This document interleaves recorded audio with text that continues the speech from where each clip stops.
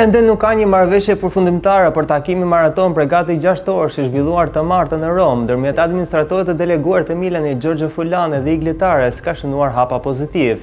Bisedimi mes palëve kanë qenë intensive dhe premtuese dhe kërkohet të paktën dhe një takim tjetër për të marrë një pop përfundimtare. Iglitares, i cili ka qenë për më shumë se një dekadë pjesë e Lazios nga viti 2008 dhe në vitin 2023, është kandidati kryesor për rolin e drejtorit sportiv të Milanit.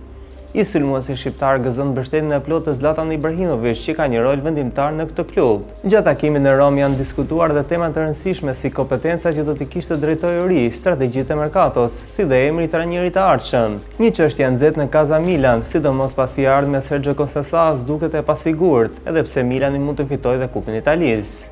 Për sa i përket stolit, Tare ka një emër të qartë, Massimiliano Allegri, trajneri që ka drejtuar Milanin nga viti 2010 deri në vitin 2014, me të cilin fitoi një kampionat dhe një Superkup. Shihet si zgjedhja ideale. Alternativat e tjera në listë janë Antonio Conte, Roberto De Zerbi dhe Cesc Fabregas.